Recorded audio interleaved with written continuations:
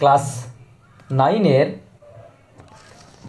বিশেষ করে ওয়েস্ট বেঙ্গল বোর্ডের আমরা লেসন 9 পড়তে চলেছি, যে লেসনটার নাম হচ্ছে দ্য নর্থ শিপ। এটা একটা কবিতা। এখন এই কবিতাটি নামটা যদিও নর্থ শিপ, এই নর্থ শিপের আড়ালে একটা সিম্বলিক সিগনিফিকেন্স আছে, অর্থাৎ একটা সিম্বল রয়েছে, একটা প্রতীকী রূপ রয়েছে। এই নর্থ শিপের আড়ালে আমাদের জীবনের বেশ কিছু জিনিস বলা রয়েছে। কবি হচ্ছে ফিলিপ লার্কিন। ফিলিপ লার্কিনের জন্মটা যদি দেখা যায় তাহলে 1922 থেকে 1985 তার লাইফের স্প্যান। তিনি একজন বিখ্যাত কবি তো ছিলেন, তার সাথে সাথে কিন্তু তিনি নোভেলিস্টও ছিলেন, একজন নোভেলিস্টও ছিলেন। এবং তার বিখ্যাত লেখাগুলোর মধ্যে কিন্তু হুইটস অ্যান্ড ওয়েডিং একটা তার বিখ্যাত লেখা। এবং আমাদের এই নর্থ শিপটার সাথে সাথে তার যে লেখাগুলো রয়েছে, Jill and a grill in winter, তোমরা তোমাদের বই দেখতে পাবে। তাছাড়া রয়েছে দ্য লেস ডিসিভড, তার সাথে রয়েছে হুইটস অ্যান্ড ওয়েডিং, এটা একটা ম্যারিজ নিয়ে লেখা, বিয়ে, তাকে স্যাটায়ার করা হয়েছে। আমাদের এই কবিতাটি কি বলেছে সেটা আমরা কবিতার ভিতরে গিয়েই দেখি। এখানে 3টে জাহাজের কথা বলা হয়েছে। এক একটা জাহাজ এক একটা কিছুকে সিম্বলাইজ করে, ঠিক আছে? তো কোন জাহাজটা কি সিম্বলাইজ করে, চলো আমরা কবিতার ভিতরে ডাইরেক্ট ঢুকে যাই। প্রথমে দেখো, আই স, এখানে আই হচ্ছেন কবি।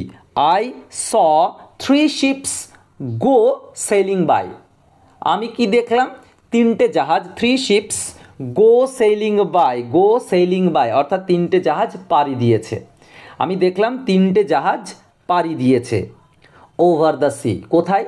সমুদ্রে। এই সমুদ্রটা কি? আসলে জীবন পথ। 3টে জাহাজ 3টে উদ্দেশ্যে রওনা দিয়েছে জীবনের পথে। সিটা কেমন? The lifting sea. সমুদ্র কেমন? লিফটিং সি অর্থাৎ উত্তাল সমুদ্র বা প্রবহমান সমুদ্র বা চলমান সমুদ্র। তাহলে আমরা এই সমুদ্রকে জীবন অর্থাৎ চলমান জীবন দ্বারা কিন্তু ব্যক্ত করতে পারি। And the wind rose in the morning sky, আর বাতাস উঠেছে সকালের আকাশে, সকালবেলার আকাশে, মানে শুরু, ওকে, জার্নিটা শুরু হয়েছে এটা বোঝানো হয়েছে। And one was rigged for a long journey. And one was rigged, একজন প্রস্তুত লং জার্নির জন্য, অর্থাৎ এই লম্বা সফরের জন্য প্রস্তুত একটা জাহাজ। দ্য ফার্স্ট শিপ, প্রথম যে জাহাজটা, টার্নড টুয়ার্ড ওয়েস্ট, তাহলে ওয়েস্টের দিকে একটা জাহাজ ঘুরে গেল। তাহলে 3টে জাহাজ পাড়ি দিল, তাদের 3টের দিক কিন্তু চেঞ্জ হয়ে গেল। একটা কোথায় গেল না, ওয়েস্টের দিকে অর্থাৎ পশ্চিম দিকে। এটা কি সিগনিফাই করছে? এটা সিগনিফাই করছে মেটেরিয়ালিজম। ওকে, মেটেরিয়ালিজম কি জিনিস? অর্থাৎ আমরা এই যে পার্থিব জীবনকে বোঝাই, পার্থিব জীবন, এই যে টাকা পয়সা ধন ও সম্পদ, সেই দিকে। তাহলে আমাদের যদি 3টে জীবন হয়, 3 দিকে বেঁকে যাবা, 3টে সমুদ্রে 3টে জাহাজ কিন্তু এরকমই সিম্বলিক সিগনিফিক্যান্স বহন করছে। তাহলে ওয়েস্টের দিকে ঝুঁকে গেল। ওভার দ্য সি, সেই সমুদ্রে। দ্য টার্নিং সি, সেই উত্তাল সমুদ্রে যেখানে পুরো ঢেউ একের পর এক বয়ে চলেছে। And by the wind was all possessed, এখানে বাতাস তাকে সমগ্রভাবে যেন পজেস করে নিল, অর্থাৎ তার নিজের আওতায় নিয়ে নিল বা তাকে দখল করে নিল বা অধিকার করে নিল। অর্থাৎ এই জাহাজটা এখন সে বাতাসের দ্বারা চলতে থাকলো। এখন এই বাতাসটাও কিন্তু সেই ধনসম্পদ, সেই মেটেরিয়ালিস্টিক যে লাইফ, সেইটাকে বুঝিয়েছে।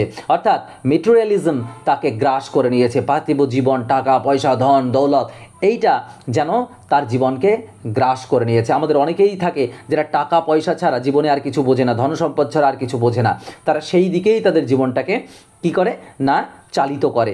তো এই জাহাজটা যেটা ওয়েস্টের দিকে গেল সেটা কিন্তু এটাই বলতে চেয়েছে।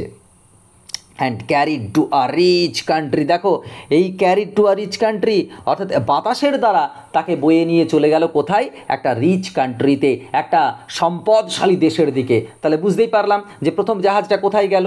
নেক্সট হচ্ছে দ্য সেকেন্ড, অর্থাৎ দ্বিতীয় শিপ। এই দ্বিতীয় শিপটা কোথায় গেল? Second turn towards the east, পূর্ব দিকে। তাহলে পূর্ব দিক কী সিগনিফাই করছে? ইস্টটা কি সিগনিফাই করছে না, এটা আর একটা জীবন যাকে বলা হয় স্পিরিচুয়ালিজম। Okay, spiritualism. এই স্পিরিচুয়ালিজম অর্থাৎ আধ্যাত্মিকতার জীবনের পথ সেই ওয়েস্টের দিকে বয়ে গেল। Over the sea, the quaking sea, সেই কেঁপে ওঠা সমুদ্র, the and the wind hunted like a beast, আর বাতাস তাকে যেন একটা জন্তুর মতো, একটা বিস্টের মতো করে তাকে কি করতে লাগলো, বিস্টের মতো করে তাকে না তাড়াতে লাগলো বা তাকে ধাওয়া করতে লাগলো। হান্টেড, হ্যাঁ, তাকে ধাওয়া করতে লাগলো একটা ওয়াইল্ড বিস্টের মতো করে, একটা জন্তুর মতো করে। Two anchor in captivity, anchor তাকে নোঙর দেওয়ার জন্য, ক্যাপটিভিটি, ক্যাপটিভিটি মানে তাকে বন্দি দশায়, অর্থাৎ স্পিরিচুয়ালিজম তাকে যেন পুরোপুরি ক্যাপটিভ করে নিচ্ছে, তাকে বন্দি করে দিচ্ছে। আমাদের এই পার্টিকুলার যে দ্বিতীয় জাহাজটা, সে কিন্তু লাইফের কোথায় যাচ্ছে না, স্পিরিচুয়ালিজমের দিকে তার জীবনকে ধাবিত করেছে। এইবার third sea, the third ship drove toward the north. এই নর্থ হচ্ছে যেখানে কষ্ট, দুঃখ, দুর্দশা, আর সেটাই কিন্তু রিয়েলিস্টিক বা রিয়েল লাইফকে বোঝায়। ওকে, রিয়েল লাইফ, আমাদের এই জীবনে সেখানে দুঃখ, দুর্দশা, যন্ত্রণা আছে, তো নর্থ শিপ সেটাকেই বোঝায়। Over the sea and darkening sea, এই সিটা কিন্তু ডার্কেনিং অর্থাৎ কালো, হতাশাগ্রস্ত সমুদ্র। But no breath of wind came forth, কোনো বাতাস কিন্তু এখানে এলো না সাহায্য করার জন্য। প্রথম দুটোর ক্ষেত্রে আছে, আমাদের এই জীবনে কেউ থাকে না আমাদেরকে হেল্প করার জন্য, আমাদের নিজেদের জীবনকে নিজেদেরকেই অতিবাহিত করতে হয়। অ্যান্ড দ্য ডেকস শোন ফ্রস্টিলি, দেখো এই যে সমুদ্রের ডেক থাকে এই জাহাজের, সেই ডেকটা পুরোপুরি ভরে গেছে তুষার আবৃত হয়ে, মানে তুষারে ঢেকে গেছে। তুষার হচ্ছে যন্ত্রণা, কষ্ট, দুঃখ, দুর্দশা। আমাদের জীবনে যখন আমাদের স্ট্রাগল আসে, সেই স্ট্রাগলকে বোঝায় frost. Okay, the northern sky rose high and black, ওই উত্তরের আকাশ অনেক উঁচুতে এবং সেটা ব্ল্যাক, যেখানে কোনো আশা নেই, যেখানে আলো নেই বললেই চলে। Over the proud unfruitful sea, দেখো প্রাউড, এই জীবন, সমুদ্র মানে জীবন, আমি বলেছি সমুদ্র দ্বারা জীবনকে বোঝানো হয়েছে, এইটা কিন্তু প্রাউড এবং আনফ্রুটফুল, যেখানে তুমি যা চাইবে তাই পাবে, এটা হতে পারে না। তুমি যা খুশি তাই তোমার চাওয়া বা পেয়ে যাওয়া, এটা কিন্তু কখনোই হতে পারে না। ইস্ট অ্যান্ড ওয়েস্ট, এই যে পূর্ব দিকের যে জাহাজ এবং পশ্চিমের জাহাজ, সেই জাহাজগুলো শিপস কেম ব্যাক, তারা ফিরে এলো তাদের উদ্দেশ্যে রওনা দিয়ে। তারা দেখে, তারা সমুদ্র অতিক্রম করে গেল, আবার কিন্তু তারা গন্তব্যে ফিরে এলো।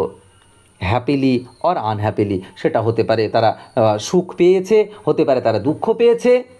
বাট কিন্তু the third wind wide and far, অনেক লম্বা সফর করলো এই 3 নম্বরটি, অর্থাৎ যেটা কোন দিকে গেল, নর্থে যেটা গেল, যেটা জীবনকে বেছে নিল, যেটা রিয়েল লাইফকে বেছে নিল।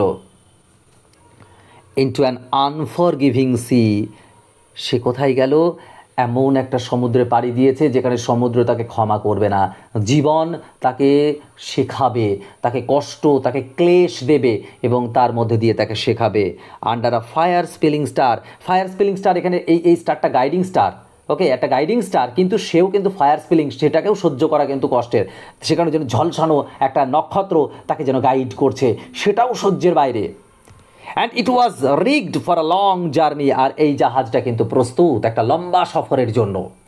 আমাদের এই যে থার্ড যে শিপ, সেটা একটা সিম্বল বহন করছে, যেটা আমাদের জীবনের ট্রুথ, লাইফের সত্যতা বা অনেস্টি বা হার্ডশিপস অফ লাইফ, এই 3 নম্বর শিপের দ্বারা কিন্তু বোঝানো হয়েছে। আশা করছি তোমরা এই কবিতাটা সম্পূর্ণ বুঝতে পেরেছো। যদি কোথাও অসুবিধা হয় তোমরা অবশ্যই কমেন্ট সেকশানে কমেন্ট করবে। শেষ পর্যন্ত জুড়ে থাকার জন্য অসংখ্য